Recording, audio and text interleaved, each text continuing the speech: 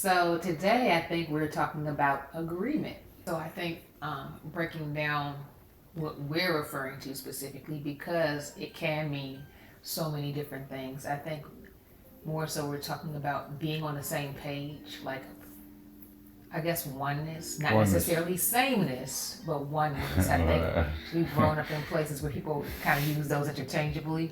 They expect you to. We're not gonna be the same. Well, I mean, like, I think sometimes people feel like they have to do the same thing. Like, oh, my spouse is in the music, I have to be in the music. Or my spouse is in the sports, I have to be in the sports. Like that kind of hive mind mentality. You can be on one accord and be in agreement, but somebody can be like creative, artistic, and the other person can be, intellectual or have a corporate background. Those aren't the things I'm referring to. You should still have agreement, be on the same page as far as like goals and where you want to go in life, directionally, so to speak. But that doesn't always look the same. It's a process to become one. Like God, like when we go before the altar and we say our vows to each other. It's a very miraculous thing. With our words, we're establishing a union before the eyes of God. But the working to actually become one, so that it's more than just a label, it takes a lot of time and investment, patience, understanding.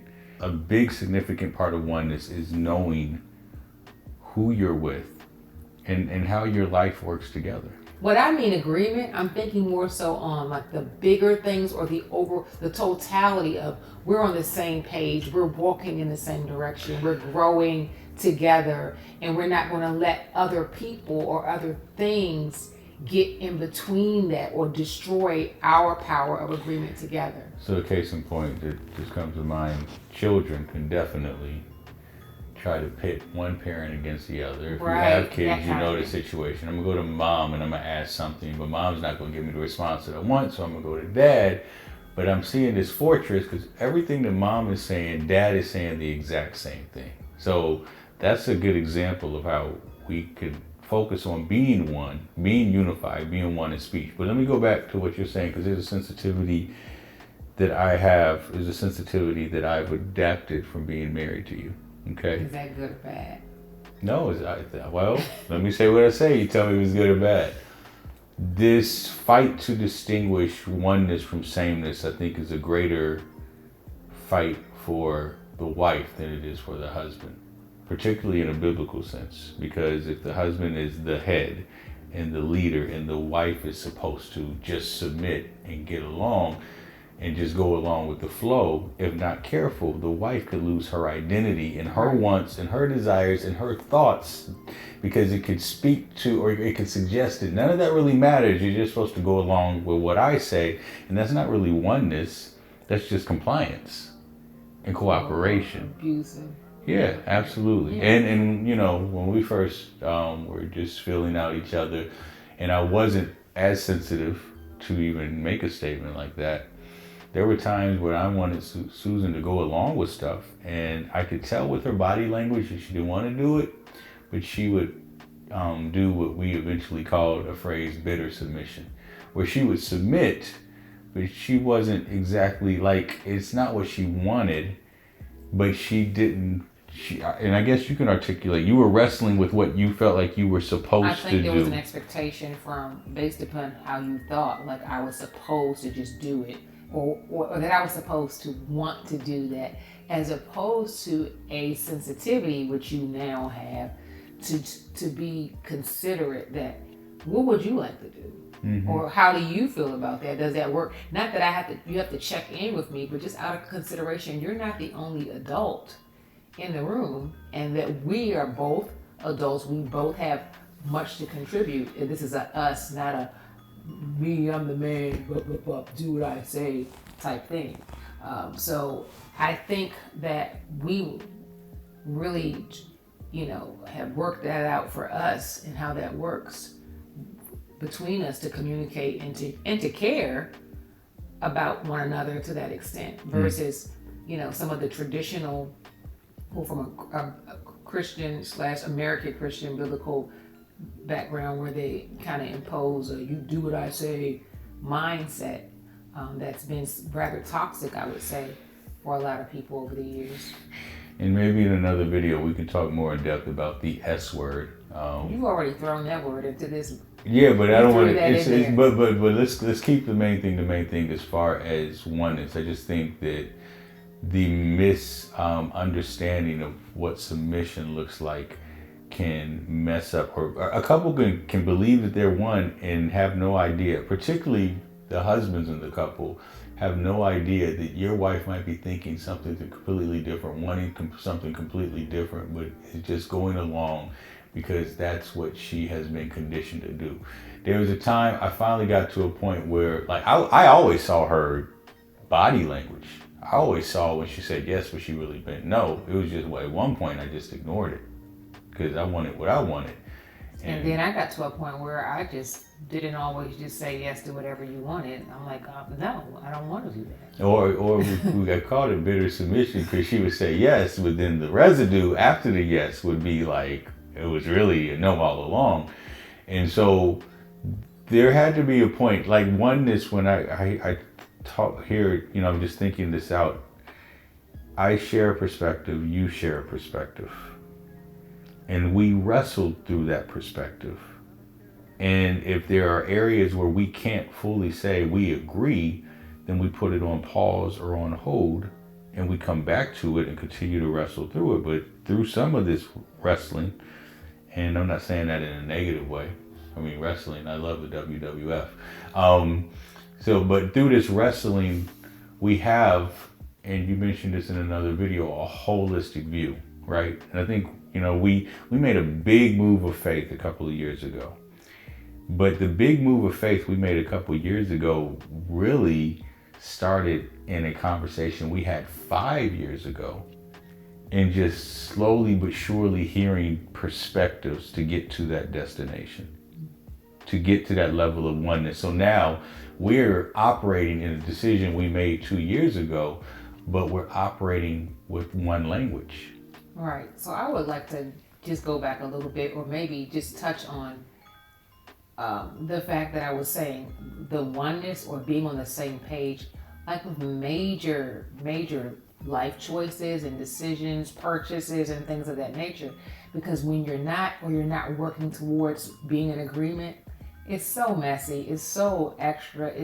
It pulls or puts such a strain on the relationship. You know, because one person might go along or even not, and it become a deal breaker or an issue because you're not on the same page about it, like with how you're raising the kids, or what your expectations or goals, or what you define as a major purchase, or I mean, it could just go so far off. But a basic strategy or a basic solution to me is just the consideration. When you're not thinking about just you. I think when a person is thinking about just themselves, or they're being selfish in a relationship, that fosters that level, because anything else is you being at least mindful that I'm not the only person that this is going to impact. So let's both come to the table and communicate or have some conversations around this before I just make a decision that impacts all of us, probably negatively, or rather not care how what you're doing impacts everyone else. You just kind of bulldozing, you know, your will, imposing, I want this, we're doing this, and not caring how other people feel. You know, there are those times where you have to make a decision, or I say an executive decision, and I don't always like it. I'm like, okay, well, but we've had a conversation first where it's like, you know what, that may not be the approach that I want to do, but I trust you enough that it doesn't always have to be my way. It doesn't always have to be my way, that your way is there. And I think the give and take of us both being willing to demonstrate that, like, okay, let's try it that way. Or so we're no longer defensive. And I think that's one of the main things, is that early on, it was tug of war. Like, I want to do this, I want to do that.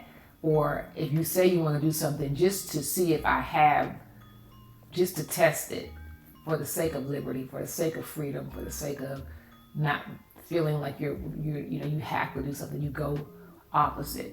But in maturity, we've learned over time, and we've decided that it's more important for us to be on the same page. It's more important for us to be in agreement about things than to just try to,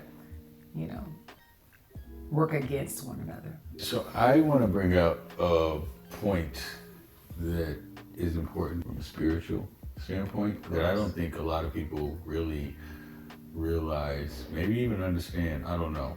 I'm not going to bombard you with this passage. I would challenge you in your own time to read Matthew chapter 18.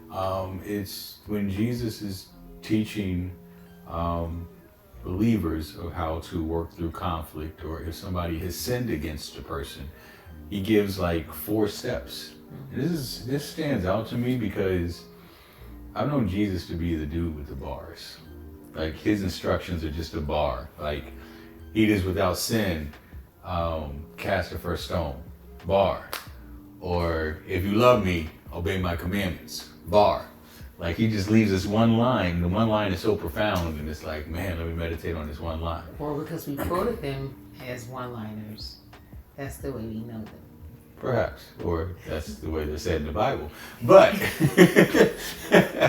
but in this particular instance, he's giving 4 steps. Like, he's going more than just a one line. He's giving a step 1, step 2, step 3, step 4 of how to reconcile a person that might have sinned against you with you so that y'all can be in agreement.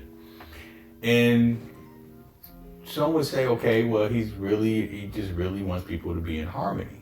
Right? But I feel like there's something different, because the way I look at a passage is, if a verse is immediately connected to a next verse, then there has to be some relationship to the verse. After he's given these 4 steps, he then immediately says in verse 18, I tell you the truth, whatever you forbid on earth will be forbidden in heaven, and whatever you permit on earth will be permitted in heaven.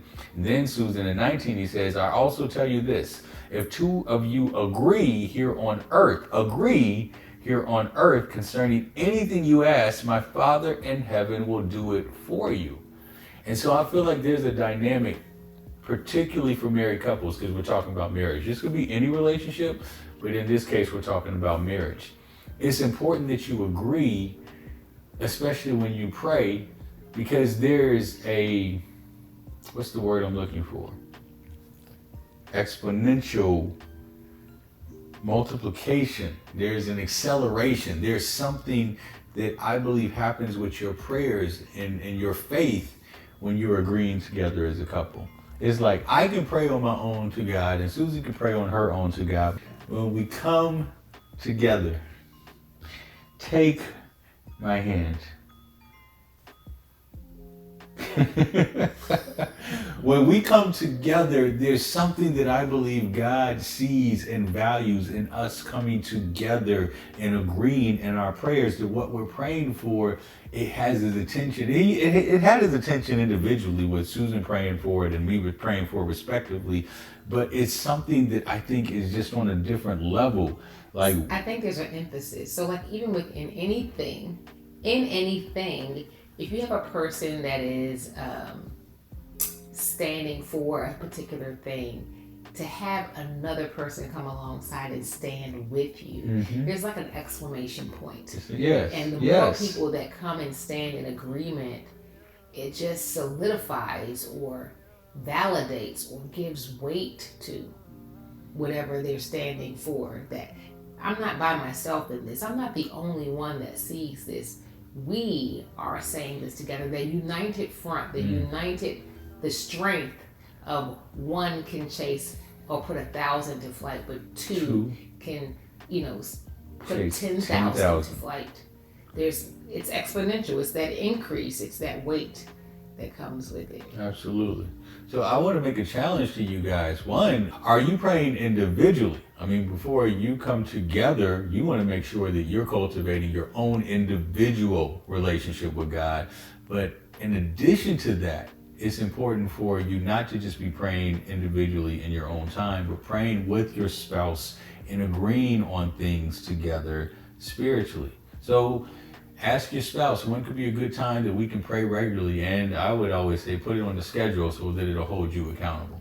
So you guys got some homework. Aim for unity, aim for being together, aim for a united front, aim for oneness, aim for agreement, because there's power in the two of you coming together and agreeing. I agree.